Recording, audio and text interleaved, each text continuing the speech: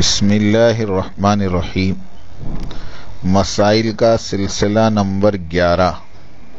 مسافر کی نماز کے مسائل۔ بسم اللہ الرحمن الرحیم۔ خانہ بدوشوں کی نیت اقامت۔ خانہ بدوش لوگ جن کے قیام کی مستقل کوئی جگہ نہیں ہوتی اور وہ پوری زندگی جا بجا خیمہ لگا کر گزار دیتے ہیں، یہ لوگ اگر کسی غیر آباد جگہ میں خیمہ لگا کر 15 دن سے زیادہ یا مستقل اقامت کی نیت کر لیں تو یہ نیت ان کے حق میں معتبر ہو جائے گی۔ وطن اقامت کب باطل ہوتا ہے؟ وطن اقامت سفر کرنے سے یا دوسری جگہ کو وطن بنا لینے سے یا وطن اصلی کی طرف لوٹ جانے سے باطل ہو جاتا ہے۔ بلا نیت طویل قیام کا حکم۔ اگر کوئی شخص کسی جگہ جا کر ابتداءً 15 دن سے کم قیام کی نیت کرے اور پھر یہ قیام وقتی عوارض کی وجہ سے بڑھتا چلا جائے اور کسی بھی مرحلے میں 15 دن مسلسل قیام کی نیت نہ ہو سکے تو ایسا شخص مسافر ہی رہے گا اور قصر کرے گا، خواہ کتنی مدت ہو جائے، یعنی جب تک مکمل 15 دن قیام کی نیت نہ ہوگی تب تک وہ مسافر رہے گا اور قصر ہی کرے گا۔ کہ 10 دن کی نیت کی، 10 دن کے بعد کام کی وجہ سے رکنا پڑ گیا، پھر 10 دن بڑھا دیا، اس طرح بڑھاتے اگر پورا سال بھی گزر جائے تو بھی وہ مقیم نہیں ہوگا بلکہ وہ مسافر رہے گا۔ اقامت کی نیت کر لی، پھر سفر کا ارادہ ہو گیا۔ اگر کسی شخص نے کسی جگہ 15 دن ٹھہرنے کی نیت کر لی اور نماز میں اتمام شروع کر دیا، لیکن پھر اس کا پروگرام 15 دن سے پہلے ہی سفر کا بن گیا تو جب تک وہ سفر شروع نہیں کرے گا اس وقت تک مقیم ہی رہے گا۔ 2 جگہ اقامت کی نیت۔ اگر کسی شخص نے یہ نیت کی کہ 15 دن میں مجموعی طور پر 2 مقامات پر رہوں گا، کبھی یہاں کبھی وہاں،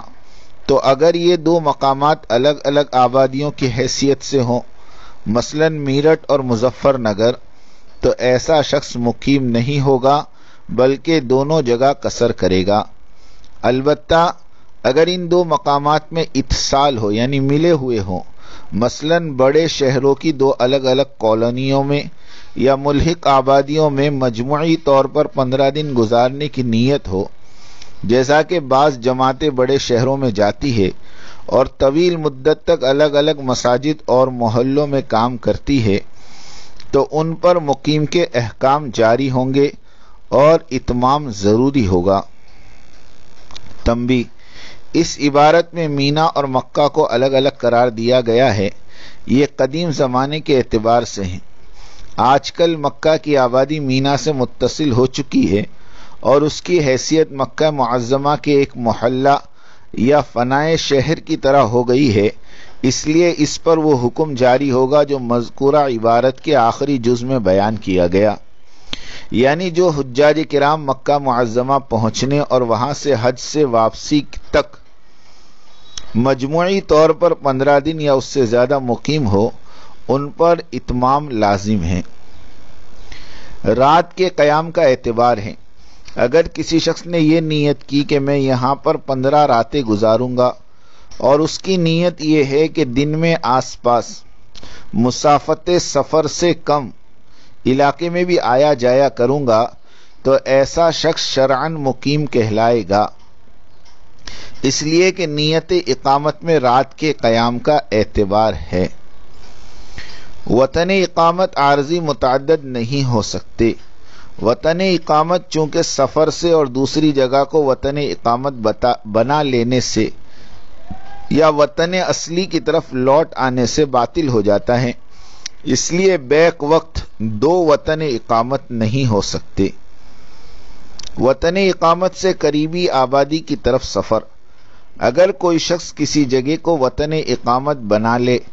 پھر اسے آس پاس یعنی مسافت سفر سے کم دوری پر واقع کسی آبادی میں جانا پڑے اور لوٹ کر پھر وطن اقامت آنے کا ارادہ ہو تو اس قریبی سفر سے اس کا وطن اقامت باطل نہیں ہوگا اور وہ دونوں جگہ پوری نماز پڑھے گا۔ مثال کے طور پر کسی جگہ جا کر 15 دن کی نیت کر لی، اب یہ مسافر نہیں ہے، مقیم ہے، اور اگر یہ وہاں سے کسی مسافت سفر سے کم دوری کا سفر کر رہا ہے، 40 کلومیٹر 50 کلومیٹر، تو پھر یہ مقیم ہی رہے گا، یہ مسافر نہیں ہوگا جب تک 77 کلومیٹر کا سفر وہاں سے نہ کرے۔ اگر 77 کلومیٹر کا سفر کر لیا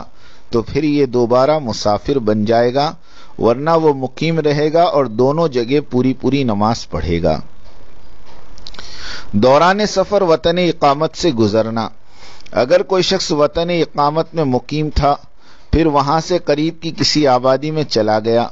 اور وہاں 2-4 روز ٹھہر کر پھر سفر کے ارادے سے چلا، اور جس جگہ اسے جانا ہے وہ وہاں سے مسافت سفر پر ہے، لیکن اس کا راستہ وطن اقامت سے ہو کر گزرتا ہے، تو ایسا شخص مسافر نہیں ہوگا،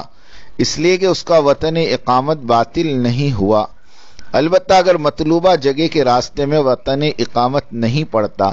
یا وہ واپسی میں ایسا راستہ اختیار کرے کہ وطن اقامت تک مسافت سفر کی مقدار ہو جائے، تو ایسا شخص مسافر ہو جائے گا۔ مثال کے طور پر کسی جگہ جا کر ہم نے اقامت کی نیت کر لی، اب ہم وہاں مقیم بن گئے، اب وہاں سے ہم اطراف میں 40-50 کلومیٹر کے سفر میں گئے تو ہم مقیم ہی رہیں گے، اور وہاں سے جب ہمیں اپنے مقام پر واپس آنا ہے تو جس جگہ ہم گئے ہیں وہاں سے تو ہمارا وطن 80 کلومیٹر ہے، لیکن چونکہ بیچ میں وہ جگہ آ رہی ہے جہاں سے ہم نے وطن اقامت کیا ہے، اس وجہ سے وہ 80 کلومیٹر ہونے کے باوجود بھی ہم مسافر نہیں ہوں گے، کیونکہ بیچ میں ہمارا وطن اقامت آ رہا ہے۔ دوران سفر وطن اصلی سے گزرنا۔ اگر کوئی شخص سفر کے دوران اپنے وطن اصلی سے گزرے تو وہ شہر میں داخل ہوتے ہی مقیم ہو جائے گا، خواہ وہاں رکنے کا ارادہ ہو یا نہ ہو، اور جس جگہ جا رہا ہے اگر وہ وطن اصلی سے مسافت سفر سے کم پر واقع ہیں تو وہاں پہنچنے تک مقیم ہی رہے گا، اور وہ جگہ وطن اصلی سے مسافت سفر پر واقع ہیں تو وطن اصلی کی آبادی سے نکلنے کے بعد وہ پھر مسافر ہو جائے گا۔